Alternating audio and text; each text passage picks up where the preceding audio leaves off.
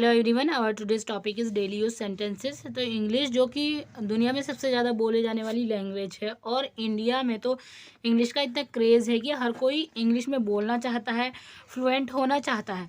But केवल 10% लोग ही English को बोल पाते हैं, जबकि सभी लोगों को बचपन से ही इंग्लिश को पढ़ाया जाता है एज ए सब्जेक्ट, पर वो इंग्लिश को बोल पाने में असमर्थ रहते हैं।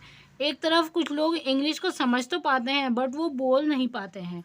तो आज का हमारा जो सेशन है वो ना सिर्फ उन लोगों के लिए फ़ायदेमंद है जो इंग्लिश नहीं बोल पाते, बल्कि उनकी भी प्रैक्टिस होगी जो समझ पाते हैं पर बोल नहीं पाते हैं। तो इसलिए आज मैं आपके लिए कुछ ऐसे छोटे छोटे सेंटेंसेस बताऊंगी जो कि डेली लाइफ में हम बहुत ज़्यादा यूज़ करते हैं और वो बहुत ही बेसिक भी हैं।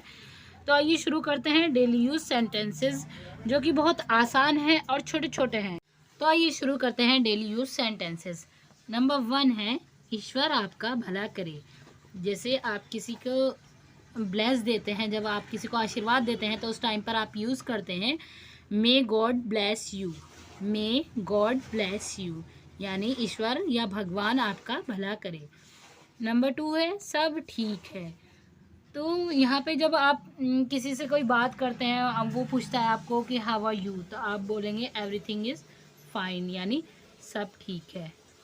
ठीक है, एवरीथिंग इज़ फाइन। नंबर 3 है खुश हो जाओ। जब आप किसी से बातचीत करते समय आप बोलते हैं आप सैड होते हैं, तो उस टाइम पे आपको खुश करने के लिए कोई बोलता है जैसे चीयर अप। नंबर 4 है हिलना मत या हिलो मत। इसे हम बोलेंगे डोंट मूव। ये एक कॉन्ट्रैक्शन है, हम इसे डू नॉट मूव भी बोल सकते हैं। ठीक है, डू नॉट मूव या डोंट मूव दोनों आ सकता है इसमें। नंबर 5 है चलो भी या चलो, तो उसके लिए हम यूज़ करते हैं कम ऑन। नंबर 6 है मैं थका हुआ हूँ। जब आप थक कर आते हैं कहीं से और आप बोलते हैं कि मैं थका हुआ हूँ, तो उसके लिए आई एम टायर्ड। ठीक है, आई एम टायर्ड।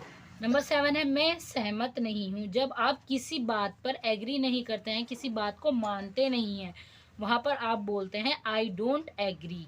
ठीक है, या आई डू नॉट एग्री यानी मैं आपकी बात नहीं मानता हूँ, मैं आपसे सहमत नहीं हूँ। ठीक है, तो नंबर 8 है मेरे पीछे आओ। ठीक है, फॉलो मी, इसके लिए आएगा फॉलो मी। नंबर 9 है बिल्कुल नहीं। जब आप किसी बात से, यहाँ पर भी यही है कि सहमत नहीं होते हैं आप या आप किसी बात से एग्री नहीं करते हैं, तो उसके लिए नो वे। ठीक है, एंड हाल ही में, तो हाल ही में जैसे कि हाल ही में जैसे कोई घटना जैसे घटित हुई है, जैसे आपके आसपास कुछ हुआ है या अभी आप कहीं जाकर वापस आए हैं, तो आप बोलेंगे कि रिसेंटली आई केम हेयर। ठीक है, तो उसके लिए रिसेंटली, हाल ही में के लिए रिसेंटली। नंबर 11 है बाहर जाओ, तो बाहर जाओ के लिए गेट आउट। ठीक है, गेट आउट। नंबर 12 है यह मेरा है, तो इट्स माइन, यह मेरा है। जब आप किसी वस्तु को या किसी चीज़ को आप उस पर अपना अधिकार बताते हैं कि यह मेरा है, तो उसके लिए इट्स माइन या इट इज़, यहाँ पे इट इज़ भी बोल सकते हैं, इट इज़ माइन। ठीक है, नंबर 13 है यह तुम्हारा है। जब आप किसी को दूसरे व्यक्ति के बारे में बात करते हैं कि यह उसका है, तो उसके बारे में आप बताएंगे कि यह तुम्हारा है। ठीक है, तो उसके लिए इट इज़ या इट्स योर्स। ठीक है, नंबर 14 है कम से कम।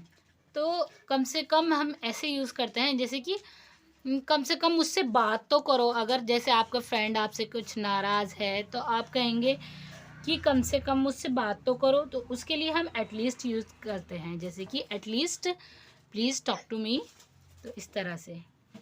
नंबर 15 यहाँ तक की, तो यहाँ तक की के लिए जैसे आपकी मम्मी कभी आपको डांट रही है, तो आप अपने फ्रेंड से बताते हैं कि आज मेरी मम्मी ने मुझे मारा, यहाँ तक कि उन्होंने मुझे चप्पल से मारा। तो इस तरह की बात बोलेंगे तो उसके लिए इवन का यूज़ हम कर सकते हैं। ठीक है, आई होप आपको सेंटेंसेस अच्छे लगे होंगे। Thanks for watching.